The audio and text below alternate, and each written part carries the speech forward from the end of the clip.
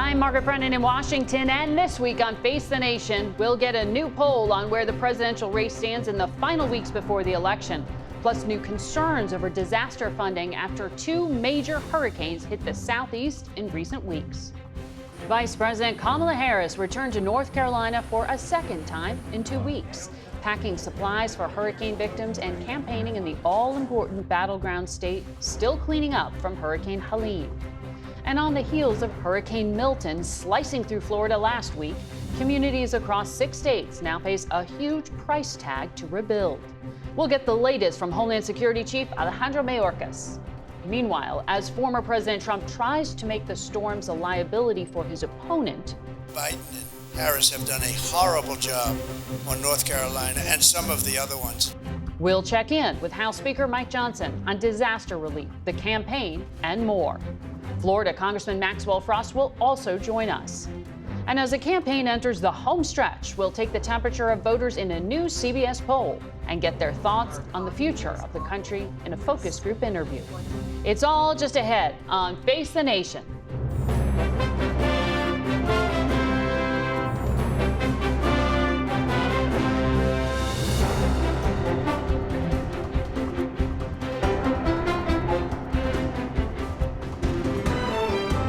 Good morning and welcome to Face the Nation. With just 23 days until Election Day, large portions of the Southeast are in recovery mode. And presidential candidates are campaigning from coast to coast to get out the vote. Our new CBS News poll shows the race for the White House remains a toss-up, with Vice President Harris up just 3 points over former President Donald Trump nationwide, 51% to 48%. That's 1 point tighter from last month. Among voters in the 7 battleground states that will decide this election, it's just a 1 point difference, 50 to 49. Meanwhile, repair and cleanup efforts are underway in both Florida and North Carolina, where more than 260 deaths have been blamed on 2 major hurricanes. President Biden is in Florida this morning surveying the damage. Vice President Harris will hold a rally later in North Carolina. And we begin this morning with Homeland Security Secretary Alejandro Mayorkas. Welcome back to Face the Nation. Good morning, Margaret. Thank you for having me. Mr. Secretary, you oversee FEMA. There is still 7 weeks left in hurricane season. FEMA's director says they've already used nearly half of the $20 billion in disaster relief Congress allocated to them. But the Speaker of the House says FEMA has plenty of resources, they've been slow to respond, and that FEMA hasn't actually distributed the money. Can you clear that up? Margaret, FEMA has the money to address the immediate needs of individuals impacted by Hurricanes Helene and Milton. But we need Congress to act swiftly to fund FEMA and specifically its Disaster Relief Fund, because hurricane season is not over, and also seasons are less and less important now given the effects of climate change and the increasing gravity and frequency of extreme weather events. And I should say, FEMA has not been slow at all. It already has distributed more than $470 million in relief to individuals impacted by Hurricane Helene. I take great pride, and this nation should take great pride, in the extraordinary work of our FEMA personnel and all first responders. So this is obligated versus distributed. That's where you two are sort of disagreeing with each other, but it seems. But before Hurricane Milton hit, you said October 2nd, we do not have the funds, FEMA doesn't have the funds to make it through the season and what is imminent. So if another hurricane hits before the election, are there funds to deal with that kind of emergency situation? We will address the immediate impacts, but remember, immediate impacts speak of immediate needs, meals, potable water, and the like. But also we have to ensure that individuals can recover from these extreme disasters, such as rebuilding their homes, repairing damage, and the like. And so we need Congress to act swiftly to fund what should be a nonpartisan, apolitical phenomenon, and that is providing relief to all individuals with respect to the impacts of these extreme weather events. So immediate versus rebuilding. So you could wait until after the election. Do you know how much you'll need? We don't know. Okay. We are still, for example, assessing the damage from Hurricane Milton, which is of historic strength, and it also led to approximately 27 different tornadoes. So we don't know the impacts. We don't know what's coming tomorrow, whether it's another hurricane, a tornado, a fire, an earthquake. We have to be ready, and it is not good government to be dependent on a day-to-day existence as opposed to appropriate planning. We've seen some dangerous misinformation being amplified online. Florida's Governor Ron DeSantis hit back hard at some of these claims that if you got help from the federal government, somehow they'd seize your assets in his state. FEMA has been trying to counteract some of these lies as well. Are you concerned when you see this and how widespread it is, that it's a preview of what's to come with the upcoming U.S. election as well, attempts to manipulate people?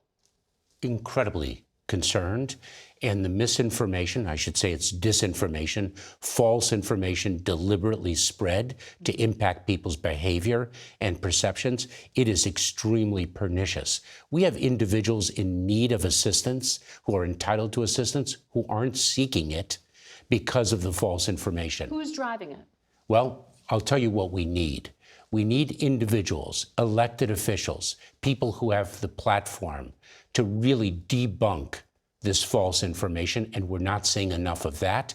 And I find that to be incredibly irresponsible, and irresponsible to the people who are survivors of these extreme weather events. You have a big portfolio at Homeland Security, and of course, the U.S. border is part of that. Border crossings are now at a low for the Biden presidency. But our CBS polling shows 65% of Trump voters believe the Biden administration is trying to intentionally increase the number of migrants at the border. And among the people who do believe that, 3/4 of them say it's because the administration wants them to vote. And the Speaker of the House just told us that he thinks non-citizens are going to vote, even though this is already illegal under established law. What mechanisms can you tell the public about that exist to prevent this from happening? So what a powerful example of disinformation. There is no facts underlying these assertions. They are extremely damaging. It causes people to lose confidence in the integrity of the election system, and we need people in positions of authority to actually communicate accurate information to the voting public. The numbers that we are experiencing now at the border are actually lower than they were at this time of year in 2019. And so it's not just over the last 3 years, but well before them in the pre-COVID times. And the notion that we in law enforcement have sought to intentionally allow individuals to cross the border illegally for the purpose of voting is preposterous. And everyone should condemn that rhetoric, everyone, regardless of party affiliation. So on the issue of the actions you've taken to bring these border crossings down, this was President Biden's presidential power. He's essentially disqualifying most of those who are entering illegally from being able to get asylum. This was meant to be a temporary policy change. So you took this without having to go to Congress and change the law, in short. We took it after Congress failed to take the enduring step of legislation, which was bipartisan in nature. But just in doing that, by doing this through presidential power, aren't you essentially doing what Republicans said was possible throughout, which was with the stroke of a pen, President Biden could stop all of this? No, and remember where we were. We were enforcing Title 42, the Public Health Authority, until May of last year. We then sought from Congress additional funding, additional Border Patrol agents, additional Homeland Security investigations personnel. They did not fund the Department of Homeland Security to enhance our border security. We sought that funding again rejected. A bipartisan group of senators actually presented the most dramatic change in legislation in over 20 years. Congress was poised to pass it, and then politics got in the way. Some people would prefer the problem to persist than deliver a solution for the American people. The president acted. And remember, we had to build the capacity to implement so successfully the president's proclamation, and that is indeed what we have been doing month after month. So, but on this issue of who is in the country. I know practically speaking, it is very difficult to deport, for example, to the country of Venezuela. Donald Trump on the campaign trail talks a lot about a prison gang from that country. And he argues there's already laws in the books that would allow for the Biden administration to dismantle criminal networks. He says he'd do it. Are there those laws? Are you doing everything you can to combat this transnational criminal organization? Yes, we are. And I think you're speaking of Tren de Aragua, TDA. Margaret, I was a prosecutor for 12 years. We had criminal gangs to battle back then. We are indeed doing everything we can to dismantle criminal gangs and transnational criminal organizations. And quite frankly, we've devoted an unprecedented level of resources and personnel and focus to this effort. This is not a new phenomenon, but we are bringing new tools, new capabilities, and new resources to the fight. Can you quickly explain what the status is with this arrest this past week, or this prosecution we learned of this past week, of this Afghan national who was apparently planning an election day terrorist attack on behalf of ISIS? He was in this country. He had immigration status.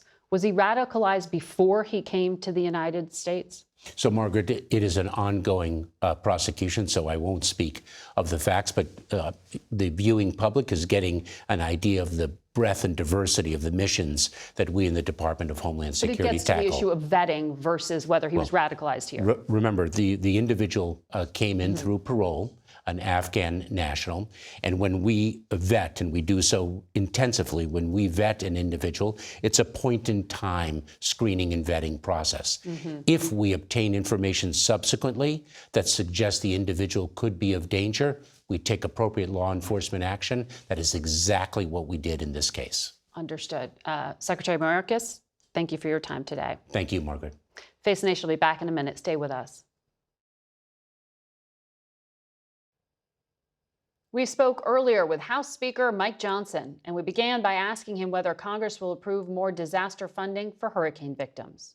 You have visited some of these disaster zones yourself, and Punchbowl News quotes you as saying that Congress may eventually have to pass an aid package that could reach as high as $100 billion. Last Sunday on this program, Tom Tillis, the senator from North Carolina, said to us he'd like for Congress to provide some certainty by voting now on aid and then come back after the election to do more. Lawmakers aren't scheduled to come back for another month. Why do you think it can wait? Well, it can wait because remember the day before Hurricane Helene made landfall in Florida and then went up through the states and wound up in Senator Tillis's state of North Carolina, Congress appropriated $20 billion additional dollars to FEMA so that they would have the necessary resources to address immediate needs. And so we put that into the coffers. I just checked, Margaret, as of this morning, less than 2% of that funding has actually been distributed, right around 2% of it. So we need FEMA to do its job. Those funds, that money, is provided so that storm victims can have the immediate necessities met. And then what happens after every storm is that the states have to assess and calculate the actual needs, and then they submit to Congress that request. As soon as that is done, Congress will meet, and in bipartisan fashion, we will address those needs. We'll provide the additional resources, but it would be premature to call everyone back now because these storms were so large in their scope and magnitude, it's going to take a little bit of time to make those calculations. Well, the FEMA director says there's only $11 billion left from that $20 billion that was allocated. So that's a different accounting than this 2% you say was distributed. Yeah, so they've obligated some funds, but they've only distributed 2%. The rescue and recovery effort's still going on, and then we address the rest of it. But FEMA was slow to respond. They did not do the job that we all expect and hope that they will do. And there's going to be a lot of assessment about that as well in the days ahead. But hurricane season, as you know, lasts through the end of November. You're from Louisiana. You've dealt with this before. NOAA, the National Oceanic and Atmospheric Administration, is forecasting this could be one of the busiest seasons on record. So why not get ahead of this? Isn't it a bit of a gamble to wait? No, it's not. Margaret, as I just said, Congress can't meet and just send money on a guess or an estimate of what the damages are. The way supplemental disaster funding is provided is that, the states send in actual needs. It's assessed by Congress and then handed out that way. But again, remember, they have tens of billions of dollars that were already sent to FEMA one day before Helene made landfall. So they have plenty of resources. And in fact, the administration, Secretary Mayorkas said himself, DHS, FEMA is a division of Homeland Security. He said just a few days ago on his telecast to the media that they have what they need right now. And that $100 billion is a correct assessment that you made? Well, look, that's my guesstimate. Okay. I was on the ground in the worst hit areas in Florida. I went where Helene made landfall. Whole communities are wiped out there. It's devastating. It goes all the way inland. The agricultural areas are devastated by it as well. And then you go up to the Carolinas, Tennessee, Georgia. It is a broad scope. You are the Speaker of the House, which means you are one of the officials with some say about the security situation leading up to January 6th and election certification. Can you assure the country we will not see the violence that this country experienced in 2021? What are you doing to stop it? Yes, I don't think we'll see anything like that. I certainly pray and hope that's true. There's a lot of great work that's been done at the federal, state, and local level to prevent the chaos that ensued after 2020, the COVID election year, when all the states were changing their laws and regulations without the legislatures approving that. That brought up constitutional questions. There were all sorts of concerns about fraud and irregularity and all those things. The good thing is, and I think everybody should be encouraged, that since that time, most of the state legislatures went to work to shore up their systems, to ensure that those kinds of things didn't happen in the future. And I think that that's going to give us a high degree of certainty and certainly hope that this will be a free and fair and legal election. Congress will follow the Constitution. I can guarantee you that. I've made a career of that. I've demonstrated it over and over and over throughout my life and as Speaker of the House. And we will take care of this so everybody can have a sense of certainty about that. Now look, there are members on both sides of the aisle who may object to slates of electors. That is commonplace now. In fact, Democrats have objected to slates of electors after every single Republican presidential victory this century.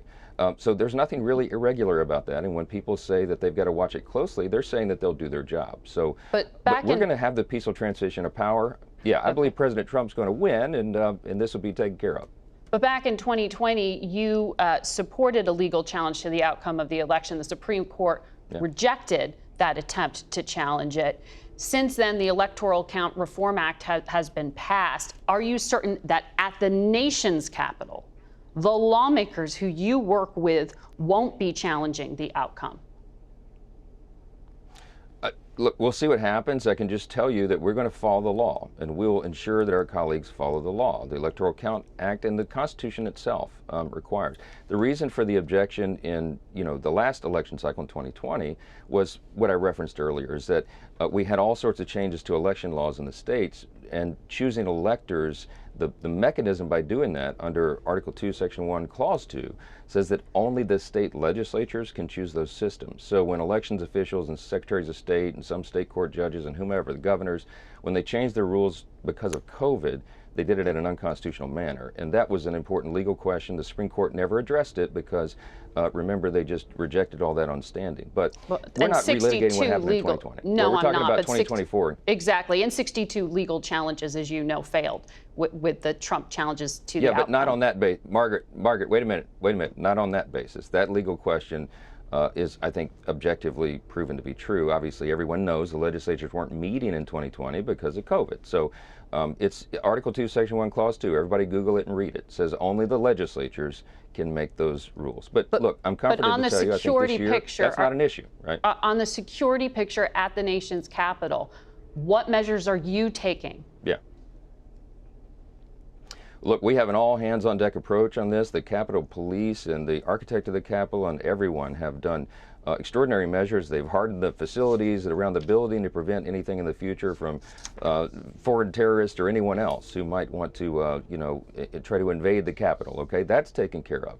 But I think the greater issue and the bigger story is that you've had really great work done in most of the states to shore up their systems and to make sure that we have a free and fair election. Now, look, as President Trump says all the time, and I agree, our side, what we say at the rallies, you've heard, is we've got to make it too big to rig. I think that's really important. I think there is going to be some cheating in this election. I think non-citizens are going to vote. Look, case in point, you Glenn know Youngkin that it is against the law for non-citizens to vote in federal elections. That's established law. Of course it is. Of course it is. But here's the problem. There's a number of states that are not requiring proof of citizenship when illegals or non-citizens register to vote. We know that's happening. But respectfully, Speaker, everybody should want the law to be followed. Absolutely. Respectfully, Speaker, you both in the course of this interview said that you do believe that states have taken measures that will help the integrity of this election. And then you just also seem to undermine confidence in the integrity of Margaret, those state elections. Hold on. Wait a minute. Wait just a minute. It's not me undermining it. It's the actions of the Biden-Harris administration in some of these states. Non-citizens are not allowed to vote under federal law. So if your issue is with certain governors, shouldn't you be talking to them? We have been. And the Republican governors have done heroic work. They've done their own audits of the voter rolls to try to ensure and do their best duty to make sure that this is a free, fair, and legal election. We're calling on all the governors to do the same thing, Democrat governors as well, and Democrat-led states in the legislatures. They need to do the same thing. A lot of good work has been done since 2020, but there's still questions out there. Speaker of the House, Mike Johnson, thank you for your time. We'll be right back with a lot more Face the Nation. Stay with us. We turn now to Florida Democratic Congressman Maxwell Frost. He joins us from Orlando. Welcome to Face the Nation. Thanks for having me on. Congressman, President Biden is in Florida today to assess damage from Hurricane Milton. At least 60 Democratic lawmakers, some from Florida, have called for Congress to immediately return to Washington to vote for aid. You haven't joined that call. Why? I believe I have joined that call, but if not, I do believe that Congress needs to return to make sure that we pass money for more aid. How immediately do you need that to happen? How in need is your community? Our community is very much in need across Florida, but the thing we have to understand is, yes, FEMA has the resources necessary to deal with the current situation. But like was mentioned in the previous segment, NOAA is predicting, and we've seen that this is one of the worst hurricane seasons we've seen, and we're not done with this hurricane season. It doesn't end really till the end of November, and so I think it is important. Why leave up to chance when we can ensure that FEMA has the resources it needs? And not just FEMA, SBA also has a program, and different agencies have programs that help us respond to these hurricanes. Why would we leave it up to chance and wait till something happens when we can make sure that we do that work now? Especially when a lot of my colleagues on the other side of the aisle are working at politicizing these storms when we can actually do something about it.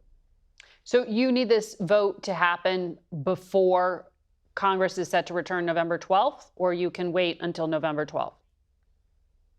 I think we should do it as soon as possible. Why wait until November 12th? We don't know what's going to be happening in terms of natural disasters or storms. I think it's important that a agency like FEMA have even not just what they need, but even more than what they need to ensure that they have the resources necessary, of course, to help with the current operation, which they have, but also with future Take a things. break here, Congressman, and continue our conversation on the other side of the commercial. Stay with us.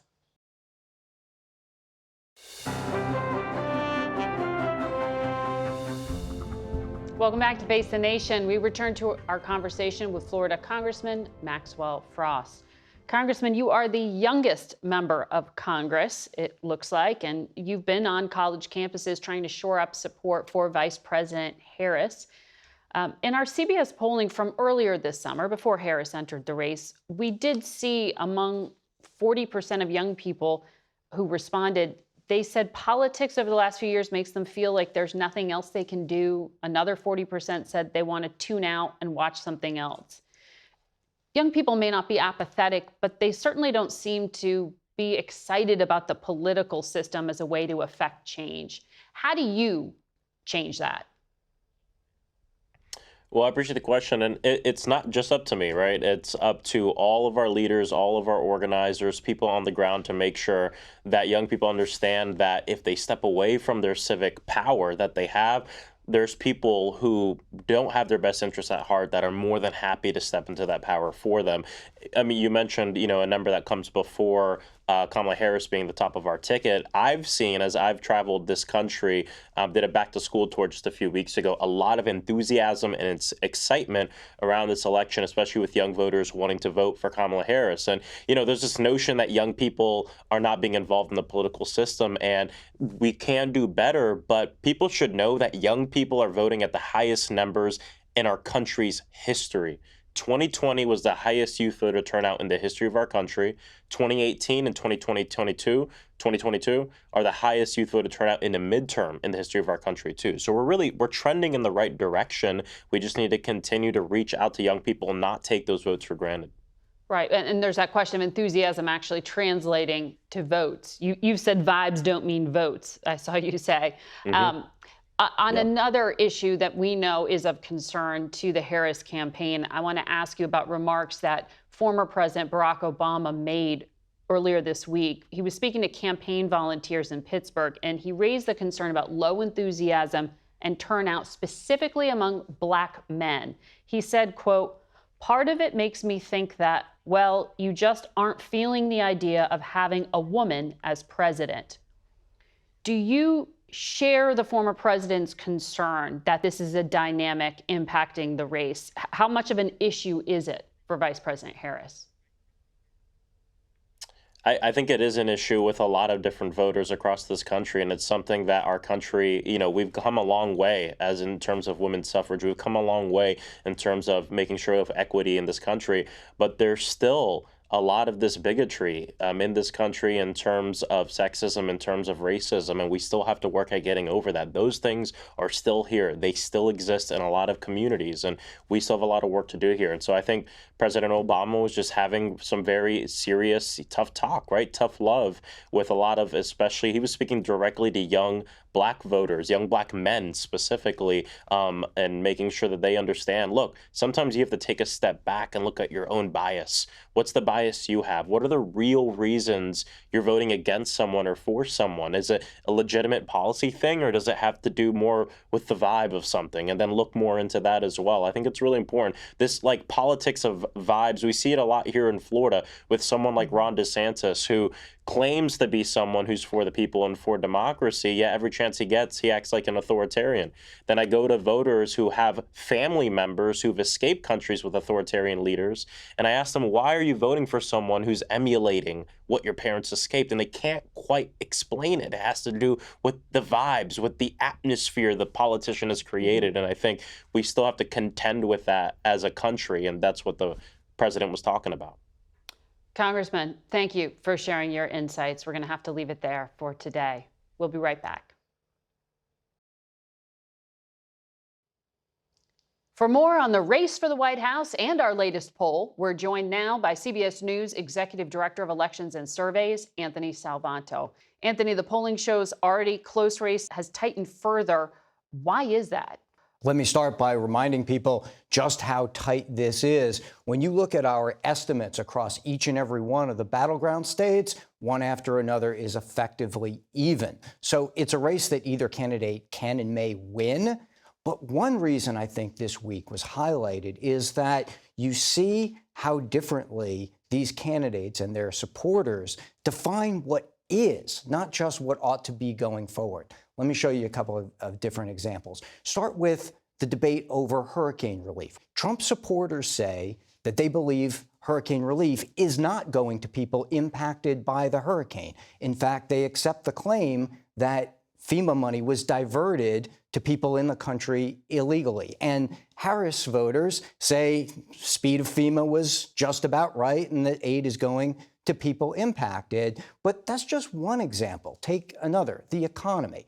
Harris voters say that the economy is largely good. They say, or are more likely to say, that the stock market is up this year, that the U.S. has been adding jobs. Trump voters much less likely to say those things. And one more example, the border. Harris voters say that crossings of the border, the U.S.-Mexico border, are down.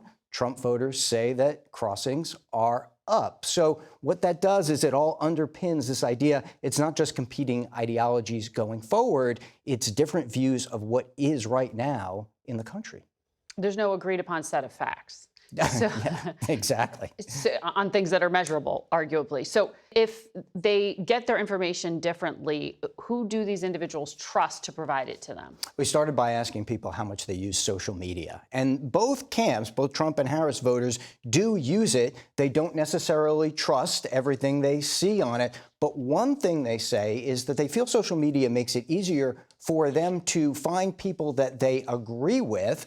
And that's a reminder to everyone, when we look at the role of information, it's not just that people are maybe getting right or wrong things or are steered in a different direction. It's that sometimes they very affirmatively go out and look for things that reinforce existing beliefs. The other part is look at sources of information. For Trump voters, Donald Trump is a trusted source of information, as much as their family and friends, and more than a lot of, let's call them experts. But they're not as trusting across the board of all those things. Whereas Harris voters also trust Harris very much, but they also trust other sources like the ones that I mentioned across the board. One thing we saw that both camps share is they're concerned about foreign interference, that foreign countries are trying to influence them, the voters, to try to steer this election. And what tends to happen is each camp thinks that Iran, China, Russia wants the other candidate to win this. Where all this comes out is when you look ahead, what happens after the results are counted. Donald Trump's voters are more likely than Harris's to say that his camp should challenge the election if he loses. And they're more suspicious that there will be widespread fraud in this election. That's something, talk about different views of what is, that we need to keep an eye on once the race is over. Interesting. Anthony Salvanto, thank you. Thank you. We'll be back in a moment. We spoke late last week with a group of voters from all 7 battleground states to discuss the election, their outlook for America's future, and more. How many of you voters are going to cast your ballots for Donald Trump? Okay. Mary, you raised your hand. You are in the very important state of Arizona. What's driving your decision? Well, my decision is I live right on the border in Yuma, Arizona. And I know in the last 3.5 years, we have had just horrible problems in Yuma with a lot of illegal immigration coming through. Our economy is awful. Yuma's unemployment is 16%. So the economy is a big factor as well. Just a combination of things. Our groceries have gone up. Just everything has just really gone downhill in the last 3.5 years for us in Yuma and Arizona completely. Cole, you are in Georgia, also a very key state. Why do you plan to vote for Donald Trump? For me, I do not look necessarily at the candidate specifically, but just the broader party and the direction they're hoping to take America. For me, some of the top 3 issues would definitely be our economy, immigration, and then I would also say, as we've come out of the pandemic, just seeing how the 2 different political parties handled the pandemic, I think Kamala Harris and the Democrats are a little bit too extreme on the issue of abortion. I do not support the idea of allowing abortion at 20 weeks of pregnancy, and certainly not with no restrictions. And so I would prefer candidates who are more aligned with my pro-life position. Mike, you're in Nevada. You said you will be voting for Donald Trump, but he makes it hard. He makes it hard for you to feel good about that vote. Can you explain what you mean? You know, there's parts of Donald Trump which I admire and parts of Donald Trump which I cringe, for lack of a better term. And, you know, in the debate when he said, you know, they just asked him, January 6th, would you change anything? I think he had an opportunity there to step up as a leader and take some ownership. People went to jail. I think that would have showed a lot of courage for him to do that. So I like things on the economy, tightening up inflation, yes, yes, and yes. I think those are the primary issues in this election. As you get into the periphery and just how, he conducts himself, sometimes it's hard to put a Trump side in the front yard based on some of his behaviors. But you're still doing it. Why? Well, because I'm a fan of the economy and a fan of success, right? I think there has been no driver in the driver's seat in our economy for the last 3.5 years, and I think we've suffered mightily for it. That drives a lot for me. I don't have to like people personally. I don't have to agree with some of the stuff they do, but I have to, kind of go for the greater good. Christopher, you are in North Carolina. How are people doing there amidst the fallout from this storm, and what makes you an enthusiastic Republican right now? I've always been an enthusiastic Republican since I voted for Ronald Reagan in 1980. I've been fortunate enough to be part of Trump's ground campaign in 2016, and I met some very amazing people. I really, really like the maturation process that he's gone through. He got his feet wet in 2016. He learned the hard way. He got tagged a few times. He stepped in it a lot. It's easy to look in the rearview mirror and say coulda, shoulda, and woulda. But when you're in the moment, you make the best decisions you can at the time. I trust him to do that. I trust him to make a decision. But do you, Christopher, ever feel uncomfortable, like Mike said he did, with things that Donald Trump says? At some times I have, but in this day and age, with what we're being faced with on the global stage, and the not so nice characters that will look for a weak spot in the United States of America to bring her to her knees, I'd rather have in the ocean full of bloody water great white sharks, I'd rather have an orca in there than Flipper protecting me. And I know Donald Trump will get in there and he will fight for us. He may not say what we want to hear, but he will execute on our behalf. And it's obvious. The man nearly died. He took a bullet for us. He got back up again. And you cannot dismiss that. And his instinct was to say, fight. So that right there tells me this man doesn't have to be there. How many of you are planning to vote for Vice President Harris in November? I want to dive into exactly why that is. Linda, and then Kathy, why are you supporting Vice President Harris for president? I've first voted for Reagan in '80 as well. And all of my voting years, I was told character counts. And as I look at Donald Trump, I either have to say character counts and not vote for him, or say it doesn't count anymore. I did vote for him in 2016. I voted for Joe Biden in 2020, and I will vote for Kamala Harris this year. That's interesting that you voted for Trump, then Biden, now you're going to vote for Harris. These are very different people. What is driving your decision now? I have listened to Kamala Harris and the things she has to say. I truly believe she cares about people. I think her life shows she cares about people. And she truly wants to work to make our day in and day out lives better now. And I care about now, but I have grandchildren, and I care about what kind of a world we're going to give them to build on as they become people to vote in the next few years.